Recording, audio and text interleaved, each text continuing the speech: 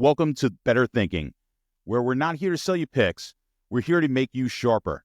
Today's guest literally wrote the book on bankroll management.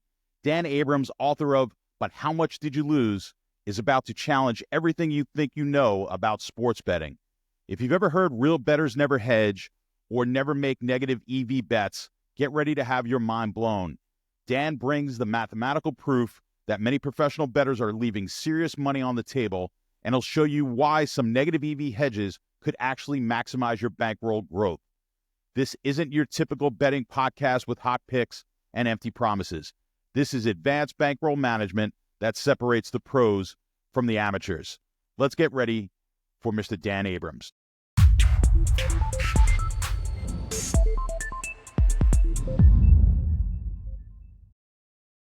Dan Abrams, welcome. Thanks for joining me on the Better Thinking podcast. You're welcome. Yeah, thanks for having me.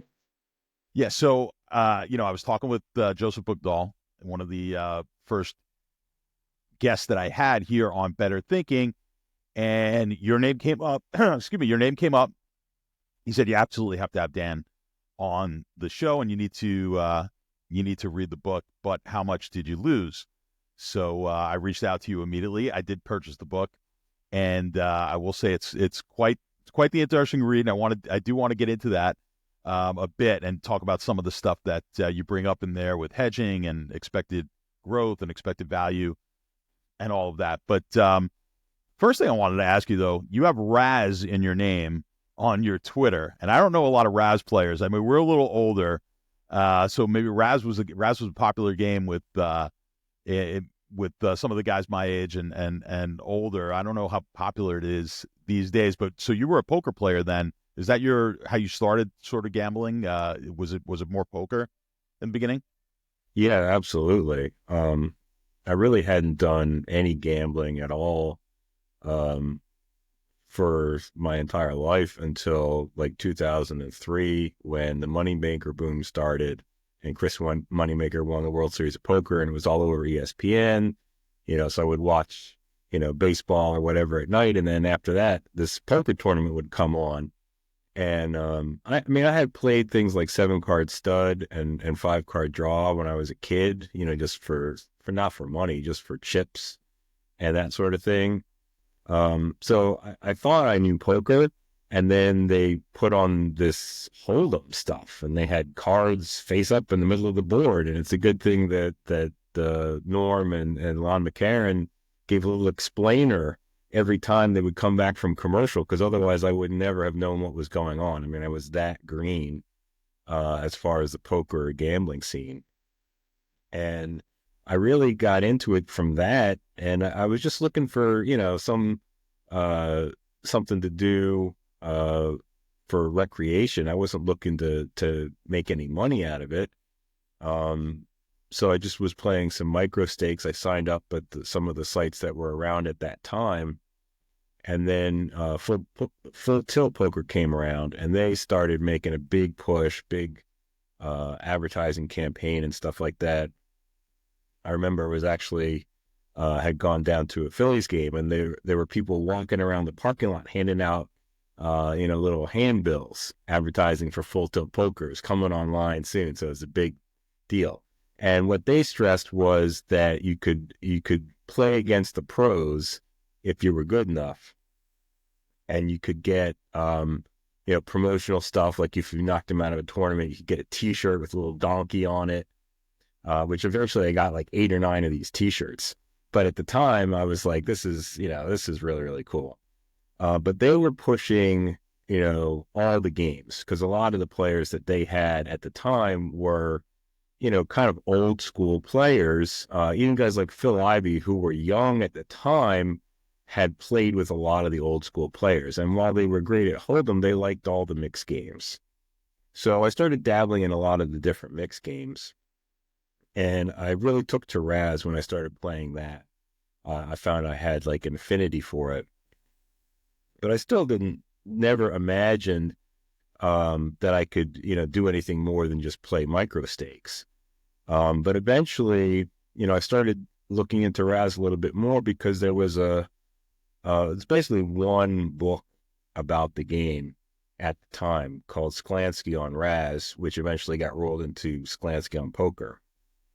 And it was published by 2+2 Publishing, if you might know them. Yep, sure. And written by David Sklansky, who's written a lot of great stuff. But there were some things in the book that were kind of confusing and were not very specific. And I was trying to figure them out for myself.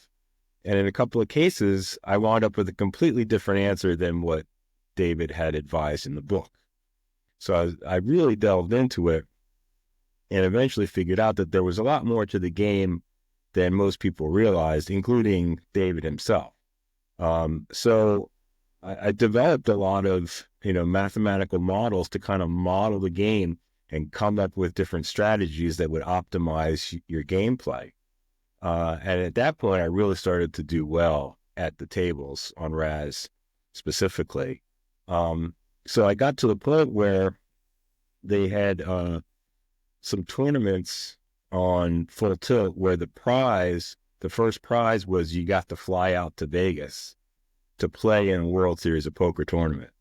So one year I won one of those and I got to go out there with, the buy-in covered. This was the time where the site could actually buy you in.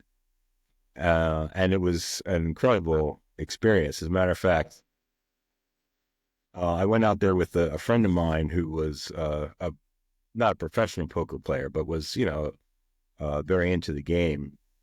And then we were walking around at the Rio where they held it at the time. And this guy comes up to us and he's like, "Are you guys poker players?" We're like, "Yeah, we're poker players." He's like, "Oh, how would you like to be in this experiment?" So I said, "What kind of experiment are you talking about, buddy?" And he said, No, it's nothing like that. I'm a grad student and I work for Stephen Levitt, who was the author of this book called Freakonomics, which was huge at the time. And he was doing research where he was giving like these tests to poker players to see how they could figure things out. Now, we weren't professional poker players, but he didn't ask if we were professional. He just asked if we were poker players. So we're like, all right, we're in. So the guy took us up to a suite that they had rented in the Rio. They had set aside for them in the Rio. And he set us up with these games. We played these games against each other, and the grad student was taking notes and everything like that. And it was supposed to be research for their follow-up book to Freakonomics, so it never actually made the book. But it was incredible, and it was all this stuff just materialized from me learning how to play Raz a little bit better than everybody else. And so that's where the Twitter handle comes from, is because by that time I had gotten into the community on the 2+2 forums, which was really the poker brain trust at the time of all these amazing poker players. And there was a community of guys in there that would talk about stud games specifically. And so I kind of got to know all these people, and we were all kind of meeting up in Las Vegas that year for the World Series of Poker. So we all started making these Twitter accounts so we could live tweet, back and forth to each other and to all the people on the forum back home. I mean, if you read the book, your book called "But How Much Did You Lose?" it's pretty obvious that you're very analytical and you have a great mind for mathematics, and your background is in engineering. Is that where your main job is? Yes, exactly. Yes, I've been a professional engineer for many years. What type of engineering? Electrical engineering. Okay. So you definitely think like an engineer. You can kind of see it comes out in your writing. And the book, like I said, is phenomenal. It's one of those. It's a book now for me that's going to be, sort of a reference book that's going to have to go up on my gambling shelf. And it's not something that you can memorize. It's not a bunch of theory. There's a lot of math in there, but there's theory behind it. And I want to delve into it a bit. But let's first start with expected value. I think most people listening to this probably understand. You bring up the concept of expected growth. All right. So if you could just kind of talk about that, expected value versus expected growth. How did you come? Did you coin the phrase expected growth? Did you come up with that? No, that was something that I wrote about on 2+2. There was a guy whose handle was Gantro, who had been posting on there for years um, in the sports betting forums that they had there, talking about expected growth. But I wasn't really into sports betting at the time, so I didn't pay that close attention to it. But because the forums archived everything, once I got into sports betting, I had gone back and read some of his postings. And the idea about expected growth is that your bankroll is going to grow and shrink in percentage basis instead of absolute dollars when you do sports betting correctly, because $1 to a beginner is going to be worth a lot more than $1 to me versus $1 to a professional. So what you really have to imagine your bankroll in terms of it is percentage. I made 1% today. I made 10% this month. I made 100% this year. And that's the kind of geometric growth that you need to measure everything in terms of. And it just so happens that when you are talking about the things like the Kelly Criterion, that's the kind of formula that's supposed to optimize your expected growth when you make a single bet. But the formula only covers the case where you're making a single bet, and then based on whether you win or lose, you resize your bankroll for the next bet that you're going to make. So if you're betting 10% and your bankroll's $1,000 and you lose, now you're down to $900. The next time you bet, if it says bet 10%, now you're betting, $90 instead of $100. Vice versa if you win. So that's what expected growth is. The core of expected growth is. Hey, Better Thinking listeners, are you ready to take your sports betting game to the next level? Don't miss out on the Sharp app, the ultimate tool for smarter betting decisions. With expert insights, real-time data, and strategies that give you the edge, the Sharp app is a game changer. And here's the kicker. For a limited time, you can get 35% off your pro subscription with the code THINKING35. Don't be the one left behind while everyone else is cashing in. Download the Sharp app today at sharp.app and start betting smarter.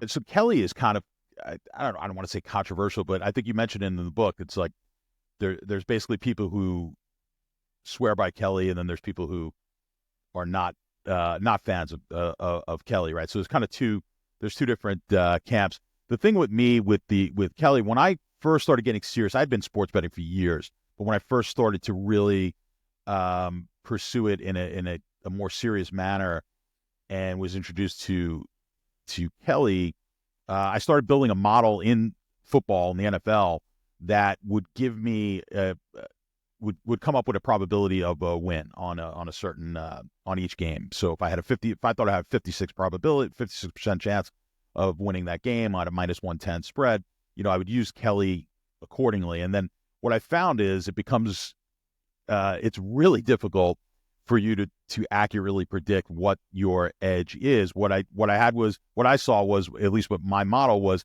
my 60% edge bet or my 60% probability bet was winning at the same rate as my 56% probability bet. And that in that first year, it was actually crazy. I won like 60% of my bets. I wish I could have done that every year after that. But, I'd have some where I thought where at least the model was telling me this is 65%. This one should hit at 55%, but they were all hitting relatively at 60%. So I thought maybe I should just flat bet.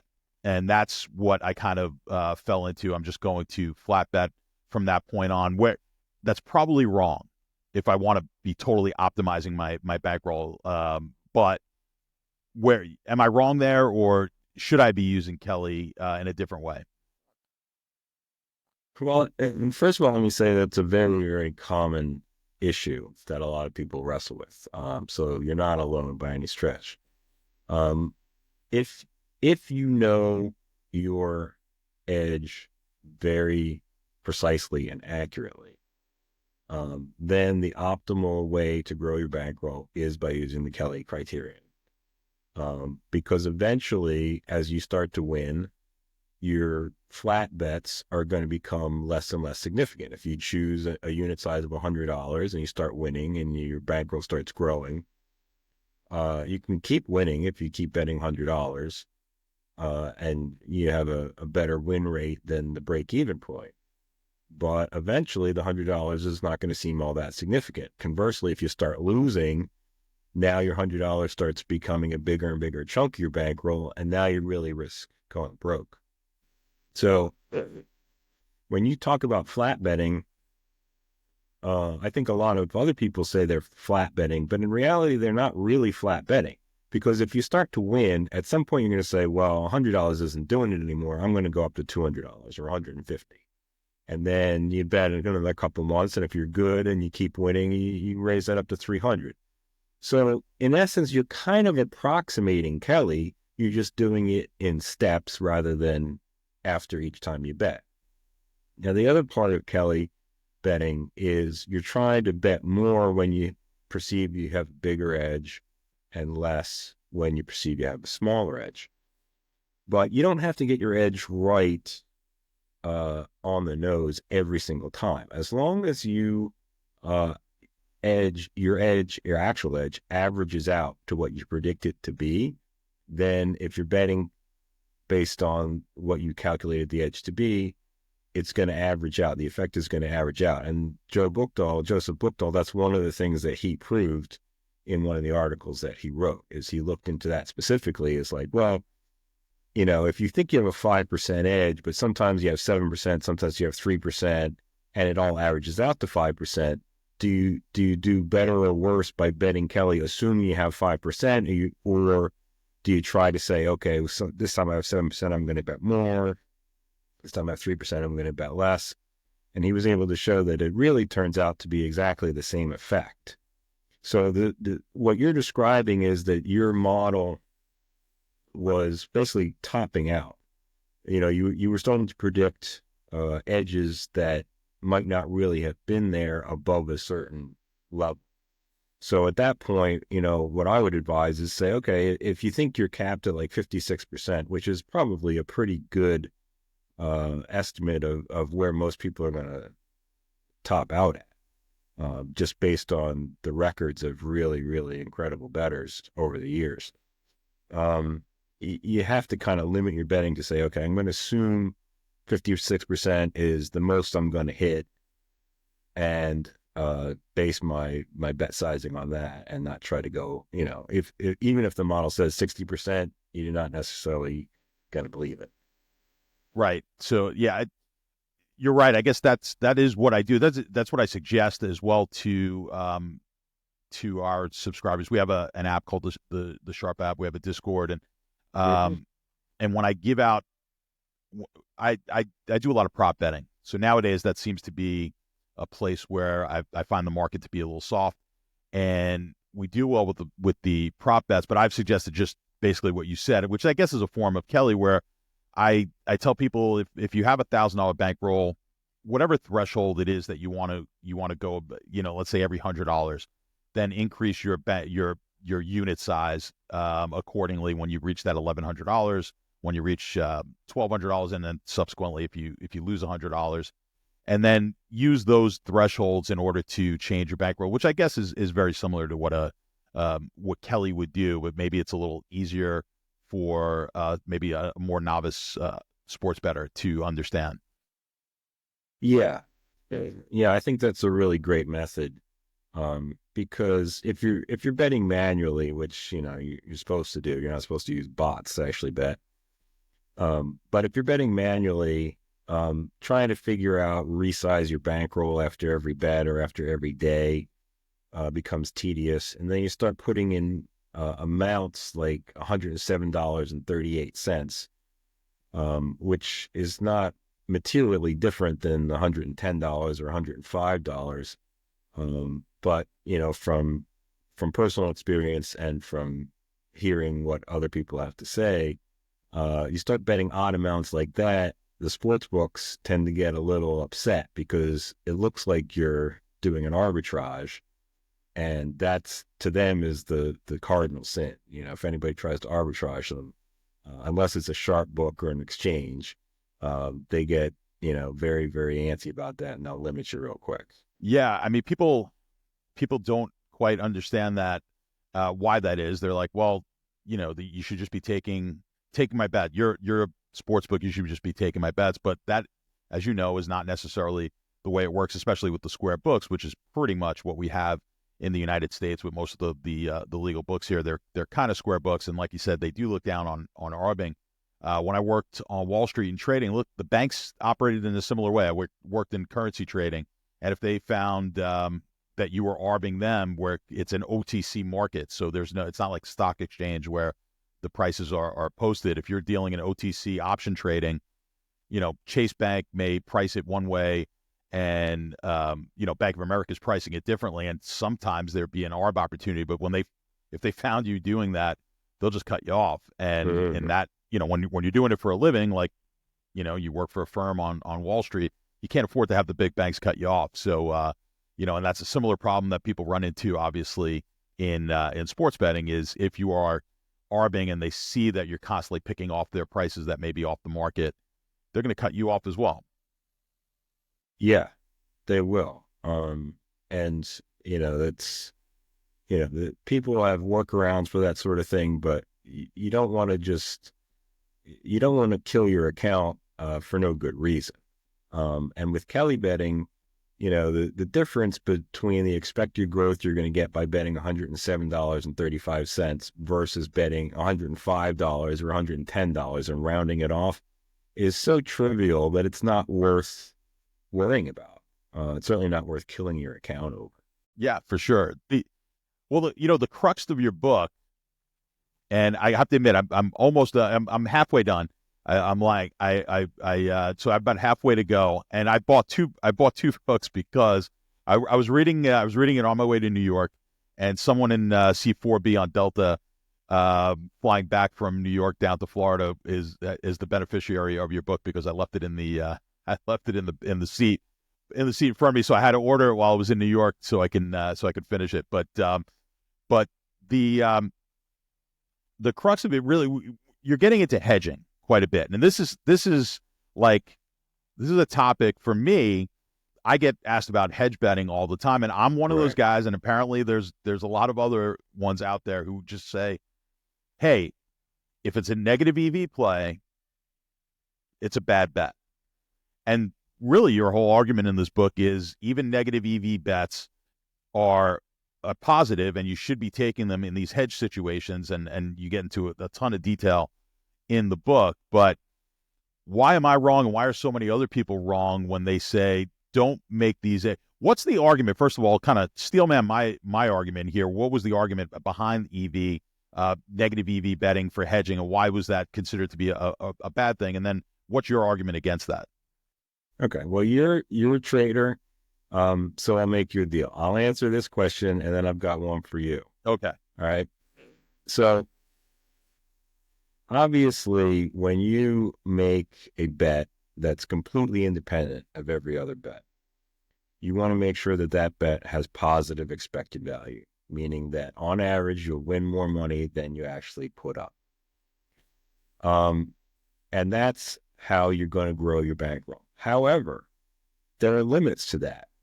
The Kelly Criterion sets a limit. It says you can bet $10, $20, $30, $40, whatever. But if the Kelly Criterion says $107.35 is optimal, then if you start betting more than that, you are actually increasing your expected value on the bet if you multiply your edge times the amount you bet. But you're not increasing your expected growth anymore. And that's because there's a volatility tax that gets applied every time you make a bet. Same way in financial markets, it's just got a different, that's the name that people use in financial markets. In sports betting, they usually call it variance, but it's the same thing. And so when you're betting that way, you're gonna start to see diminishing returns as you get above that $107 limit, to the point where if you bet more than twice the amount that Kelly advises, now your bankroll is expected to actually shrink instead of grow, as well as having this insane amount of variance by betting huge chunks of your bankroll on different bets. Because if you think about it, Say you found an incredible opportunity, and you want to bet 50% of your bankroll on it, and you have a 50% chance of winning, right? So you can start out with $100, you bet 50%, you win, you get up to $150. Same bet comes along, you're going to bet 50% on that. If you lose, now you've bet $75 because your bankroll grew to 150. So you lose 75, now you're down to $75. So now you've won one, you've lost one, which on a 50% shot is what would be predicted, but you're down $25, even though you had a huge edge because you've overbet your bankroll. The idea with hedging is that you can limit your variance by hedging the same way you can limit your variance on an independent bet, but the technique is different. When you've already got a bet in there, if you hedge against it, even if you have to give up some expected value, you can increase your expected growth in the long run. If it's just an independent bet, the only way you can do that is by betting less. But by betting less, you're getting less expected value, right? If I only bet $100 on a 5% edge, I have 5%, expected profit off of that, $5 expected profit. But if I can bet $200, I would get $10 expected profit. Problem is that's too much. That's going to reduce your expected growth based on the Kelly criterion. So we all kind of self-limit the amount of expected value we're trying to grab on independent bets. With hedging, you're trying to do it after you've already bet. And now here's a way to reduce your risk, reduce your variance. And if you have to give up a lot of expected value, then it's not worth it. If you have to give up just a tiny bit, it often is. Now, I think, your book basically went into a lot more detail and more eloquently said what I've been said in a different way, what I've thought about and for years, and which is why I think we come up with unit sizes as a fraction of your bankroll, maybe 1 or 2%. I don't know what you consider to be a good bankroll or a good unit size based on your bankroll. And I think obviously your bankroll size has something to do with that. If your bankroll is $100, you may want to risk a little bit more per unit as opposed to $1 million bankroll. But let's assume I've always kind of gone by the rule of a 1 to 2% of your bankroll would be a unit size. It's sort of, to me, kind of take that into account. It kind of takes if I'm playing to win a unit or two, if my unit size is, let's say, $20 based on a $1,000 bankroll, let's say, and I'm playing a to win amount. Therefore, if I'm playing a large underdog, I've got a plus 500 future out there.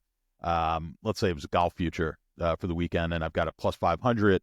And if I'm consistently playing those at my unit size as a risk from the risk side, so I'm risking 1 unit on all these plays, am I not putting myself in a situation where, like you said, that variance is going to overwhelm me? Again, this is someone not using Kelly. So if I'm using Kelly, it's probably going to give me a fraction of a unit size to risk on there. And I think my argument here in a long about way is if we're risking a small amount, do we really need to hedge at that point? Wouldn't variance be taken care of by the fact that we're wagering such a small fraction of our bankroll? It definitely can be. What really drives the times where you'd want to talk about hedging or think about hedging is the amount that the existing bet payout would be if you won it compared to your bankroll. So to take your golf outright example, if you're betting on a golfer to win a tournament at plus 500, you bet, say, 1% of your bankroll. That ticket is now going to pay 6% of your bankroll, right? Because you get returned the 1% you put down plus 5 times your bet in profit. So that's a 6% jump. That's right about the threshold where it starts to make sense to try to hedge.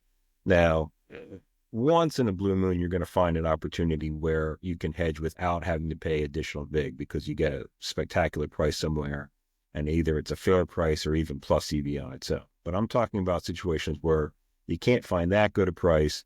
You can get pretty close to fair, but you still have a little bit of vig, even with the best price in the market. 5 to 6% is right about the borderline of the payout where it's going to start to make sense to look into hedging. Now, a lot of people think about hedging as an all or nothing thing. Either you hedge out completely or you don't do it. That's not what's optimal. What's optimal is to figure out a percentage that you want to bet to hedge against your original bet, which may only be a partial hedge. You may only hedge out half of your risk or a quarter of your risk, depending on how much your bankroll is on the line. Once you get up to something like 10%, 15% of your bankroll, you're almost always going to be able to find a price that's good enough that you go in a hedge a little bit. And if you've got a really big long shot that, you start to get close to winning, like you bet on a golfer that was, 20 to 1, and you bet 1% because he found a very large edge, you believe. Whether you're right or wrong, you still now have a slip that'll pay out 21% of your bankroll if it cashes. And that's a pretty big driver in terms of when you want to hedge. You're going to find a lot more expected growth if you hedge probably the majority of that off if you can, because you're essentially at that point, if you've got a 50% chance of cashing when you get down to the final round, you're essentially betting 10% of your bankroll at that point if you just let it ride, right? It's going to pay you 20% of your bankroll. You got a 50% chance. So it's like you're betting 10% of your bankroll to win an even money.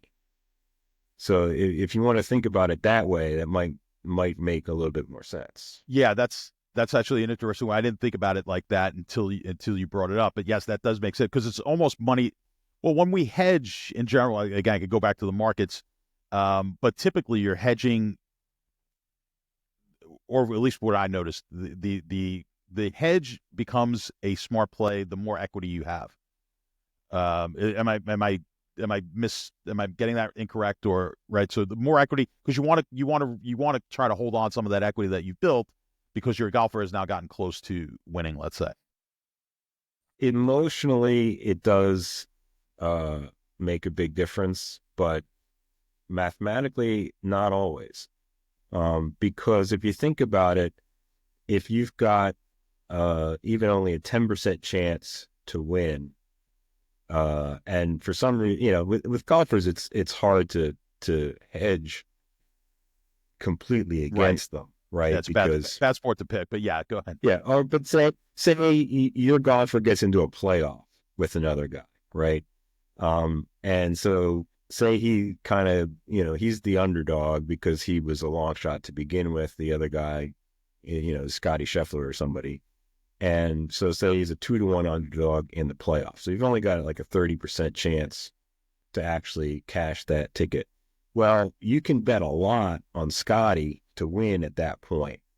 And the backup plan is your original bet cashes and covers the loss and then some of the bet that you made on Scotty. So it can actually provide a lot more reason to hedge when you have a small chance if you can find good odds on the big favorite. Okay.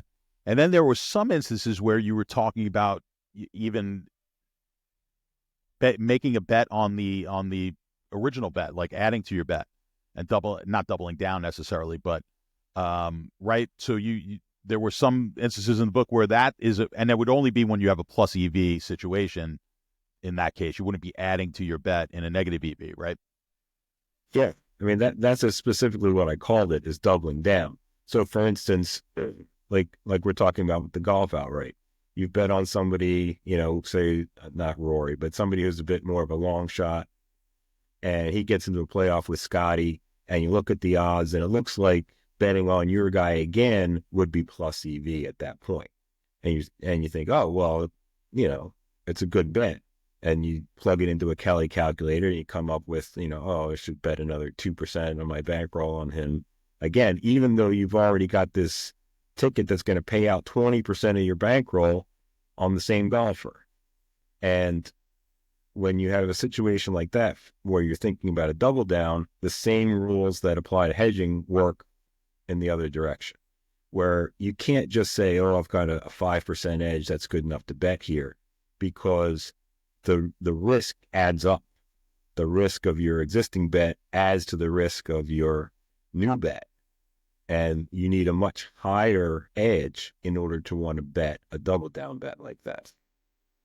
So yeah, I mean, mathematically it makes sense. The one that I see often, and I think you bring it up in the book as well, is parlay situation, because you've always got that one, you got the Monday Night Football game that's sitting out there on an island, and you've already hit 5 legs of a parlay, and here you go.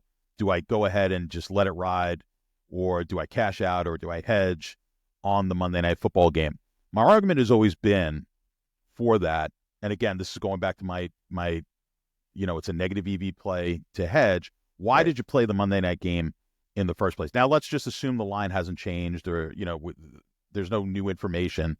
Why would you have played the Monday night game if you didn't think you had an edge on that Monday night game to begin with? But from what and you'll correct me here, but I think I'm learning more of your thinking here, because I always said, I think I come at it from the standpoint where a lot of people don't necessarily bet with an edge, right? So they're making these bets and they don't have an edge to begin with. And then they find themselves in a situation like that where they've got 4 legs in the bank. They're looking for that last one that sits on an island game, and they're way more inclined to hedge or hit the cash out. Talk to me about that. Why, if you are an advantage player, if you are betting with an edge, why not just let that bet ride if you had the edge and nothing else has changed on that Monday night game? Well, the first thing I'll say is that when you get to that decision point, it doesn't really matter how you got there as far as what's the optimal decision at that point. Obviously, I wish everybody could be betting with an edge to begin with, and people aren't filling out 5-leg parlay slips when they have, a minus 20% edge. But that happens all the time. And you're not going to help yourself very much by saying, oh, I wish I hadn't have played that 5th leg, because, you already did. And people either play parlays for fun, or even advantage players will play parlays because they think they have an edge on each of those 5 legs. And, maybe they think, it's better to parlay them together to get a synthetically larger edge. Maybe they're doing it so that the sports books look at them as a recreational player and don't identify them as a sharp. There's a million of these recreational books that give promotions that you have to use in a parlay as opposed to putting in a straight bet. So a lot of people play parlays for those reasons. So there's a lot of ways you can get to that decision point, but once you're there, the math doesn't discriminate between the rec better and the sharp better. It doesn't matter. And like I said before, it's essentially like you're taking all the money that you theoretically won at that point and then walking up to the window and plunking it down and putting it on that last leg of the parlay. And if that amount of money is a huge amount of money compared to your bankroll, even a decent chunk, that's the situation where mathematically it makes sense to hedge, even if you have to give back a little bit of EV. Yeah, I like when I try to explain anything to anyone, but certainly in this realm, is always trying to put things at the extremes, because I think they're easier to see. And you kind of do a lot of that in some of the examples, hypothetical examples that you did in your book. But I think if you lay it out to someone like that with, listen, you have a $10,000 bankroll and you're staring at $100,000 win here if this last leg comes in, you start to think a lot differently about hedging, right? Than if you were going to win $100 on this. Like, you're not even inclined to want to hedge on a $100 winner, even if it was the same exact game that you needed to come in for you on 100,000, right? So when we look at things from the extremes, things change, and that's when you're going to want to hedge. But I feel like I'm going to be giving more people I'm going to be literally taking the formulas out of your book when people ask me about hedging, because oftentimes it's a hedge amount that's no one ever asks you to hedge, like I said, for 1% of their when they're looking to cash in on 1% Right. of their bankroll. It's usually like a 10% bet, and they're like, "What do I do?" And apparently, for over a decade, I've been giving the wrong information to people, which is, hey, listen, the variance is going to play itself out over time, and if you get yourself in that situation often enough, you're going to win some, you're going to lose some. But like you're saying, hey, you lose that first 50-50 flip, and then you win the second one. Well, you're down money because if you're adhering to your principles of whatever your unit sizing is, and so it does make sense here for the expected growth. So you're converting one of the old school guys who's very much was always anti playing anything negative EV, and I think we get kind of stuck in our own little worlds, and I think that's the important thing about reading other people, having these type of discussion podcasts like this, is just get different perspectives, and I think we could all kind of you benefit from it, hopefully, and then people take other people's ideas. And I know you've done that. I mean, you work with you've written some articles at Pinnacle, and I know you work with or have a relationship with Joseph. I think you guys all, we could all kind of, you see something that someone else, an idea that someone else has, and then someone else just takes it to a different level. So I think having these talks, I find it interesting. I think it just improves my game, and I'm sure meeting the people that you've been able to meet in the sports betting world, you've probably had a similar experience. Oh, yeah, absolutely. There's a lot of things that I initially read, by Joseph, by guys like Matt Buckhalter, who goes by Plus TV Analytics. He wrote some fabulous articles on Pinnacle as well, including one called The Real Kelly Criterion, which is kind of what jump-started this investigation of mine. So yeah, it's all just kind of building and digging around into what people hadn't found out yet, because that's what really interests me. I like to read things, I like to learn new things, but then I like to ask questions, and if I can't find the answer in the book, or I can't find the answer anywhere else, I'll try to figure it out for myself. Yeah, I mean I don't want to get into a political discussion, but that's like the whole point of free speech, is that all these ideas get thrown out, and the good ones survive and get built upon, and that's hopefully what we can what we can do here. I got a question. Yeah, so I don't hold know. on. Let me interject my question here, because you just made a good segue to it. So speaking of free speech, I wanted to ask your opinion of the little example that I put in the first chapter of the book about this coin flipping experiment. And there was an actual experiment done by a guy named Victor Hagani and his partner, Richard Dewey, who had done this experiment. And then I kind of built on that, and I imagined a situation where Elon Musk comes in and he wants to recreate the experiment. And he says, okay, you've got a coin flip, but the coin is biased towards heads, right? So there's an advantage towards heads. And he's going to let you flip the coin and bet whatever amount of your bankroll you want. And so I set up the problem the way I did in the book, to the point where the participants in the experiment accidentally were overbetting their bankroll. They thought they were doing what was optimal, but they were overbetting their bankroll.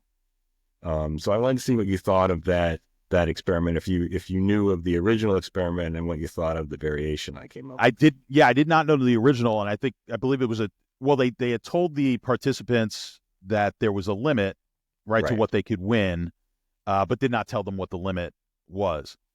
And I found it fascinating, first of all, that people were betting the negative EV bet, right? So I think you had it as a 60-40, or the original experiment was like a 60% bias coin to, let's say, the heads. Yes, it was 60% to heads.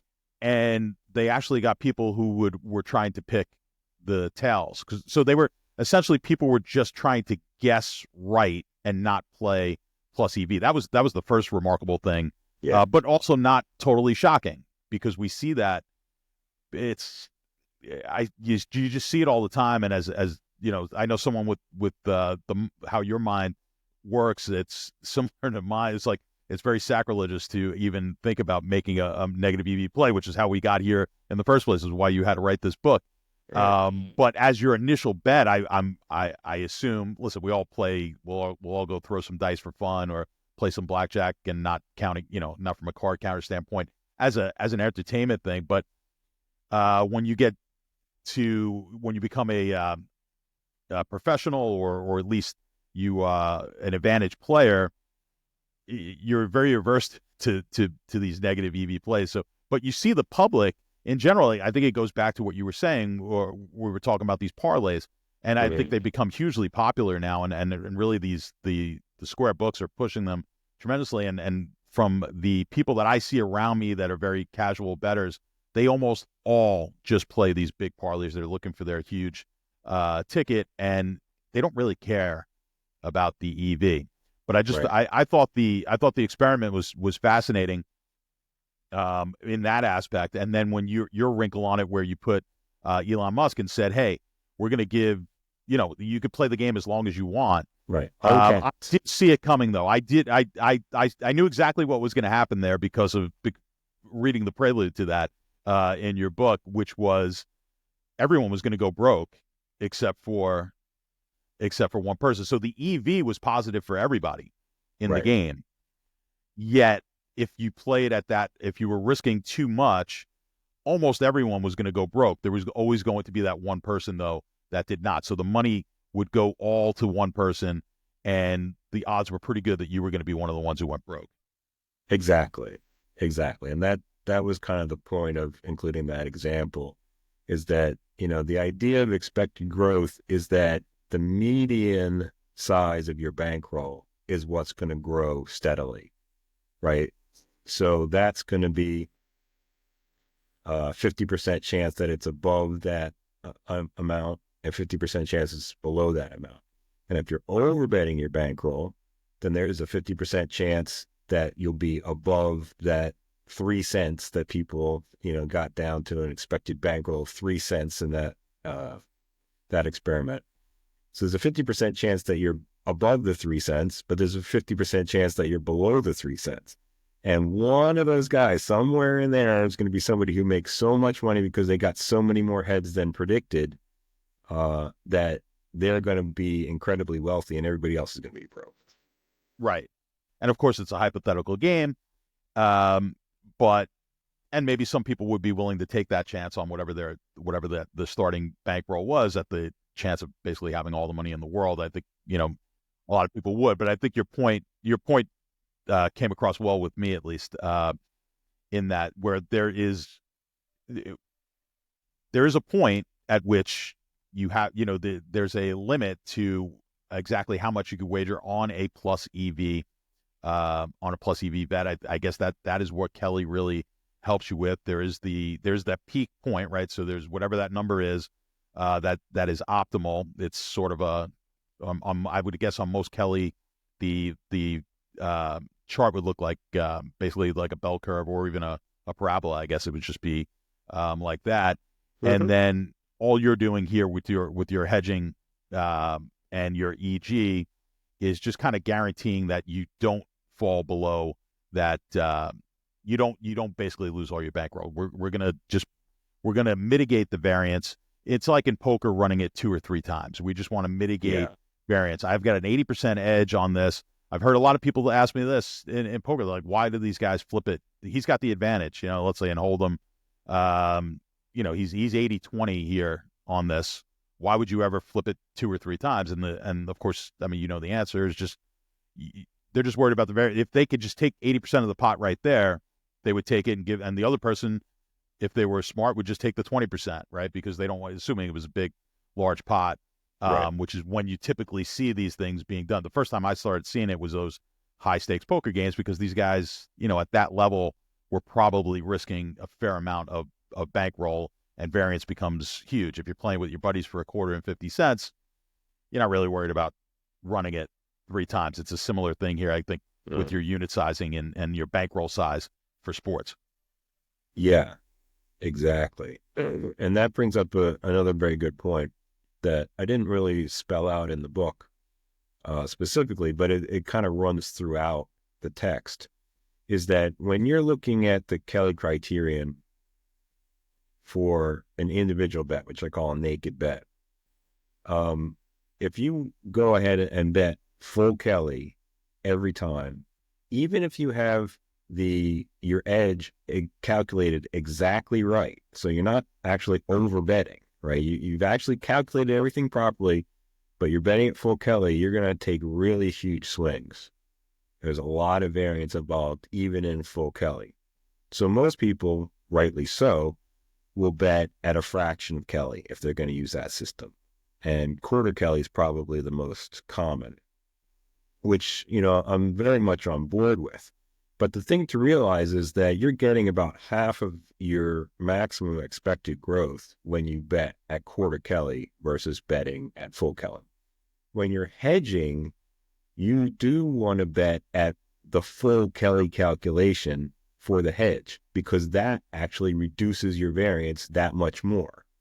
Most of the time, you're locking up 70% of your profit, 80% of your profit, and you're letting the other 20% ride, and that's what's still unhedged. So you actually get more expected growth in your hands by hedging, because you are going to bet the full real Kelly amount on your hedge, but you're never betting the full Kelly amount on your original bet. Right. So it really doesn't matter when we get to that hedge situation. It doesn't matter how we got there, why we made the bet. Doesn't matter whether we use the full Kelly, quarter Kelly, 50. We're using full Kelly on the hedge at all times. Right. Yes, Okay. the full real Kelly, right? If you just do a normal Kelly calculation, it'll say bet zero because you have a negative edge. But when you do the real Kelly calculation, you're going to come up with a number that's going to basically lock up a certain percentage of your profit, and you're going to want to use that full Kelly number. There's no reason to back it off, because by betting the full amount, you're actually reducing your variance instead of increasing it. And all the formulas in the book and down below in the notes, we'll have links to that, and because you're going to need it. You're going to need the formulas as a reference for sure.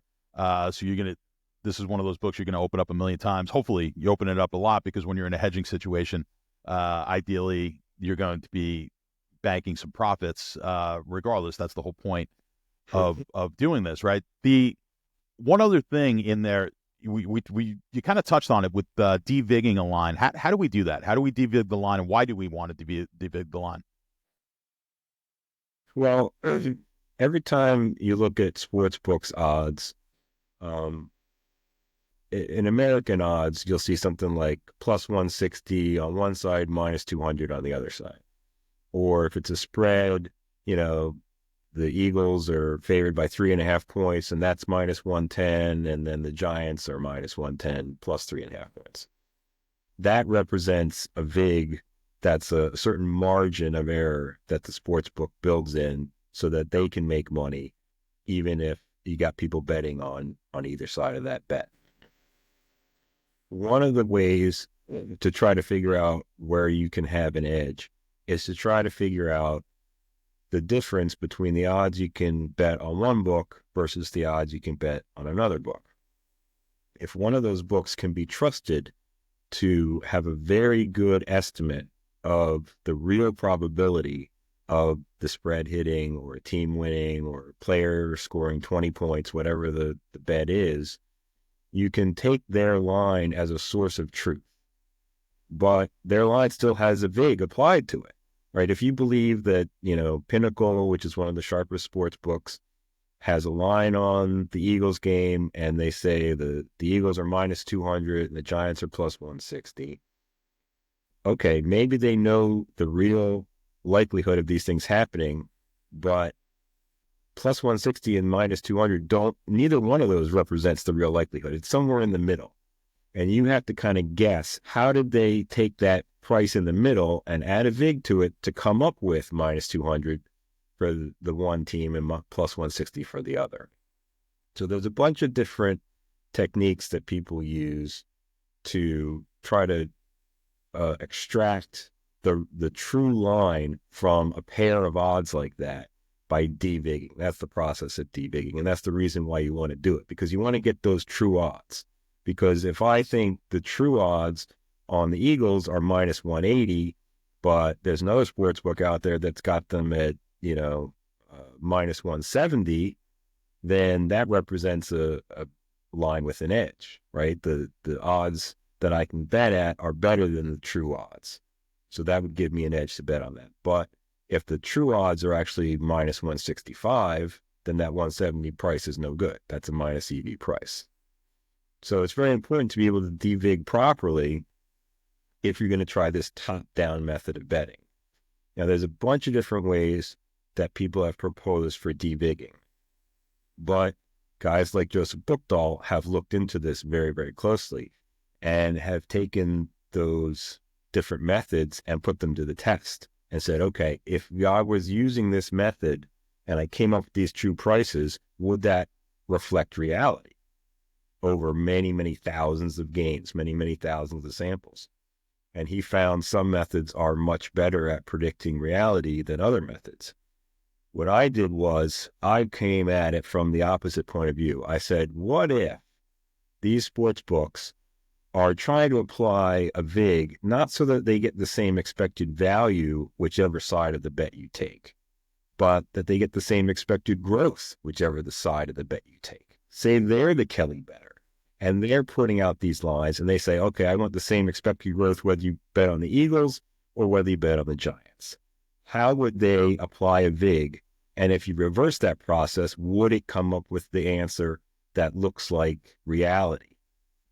And what I found was that, yes, it does come up with an answer that reflects reality.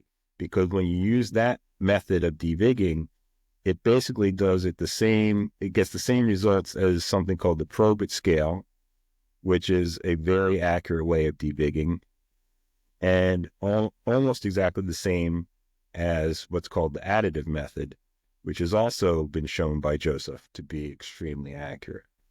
So what I was getting at was that this is not necessarily a more accurate way of de-vigging, but it gives a rationale for why the sports books would do it that way.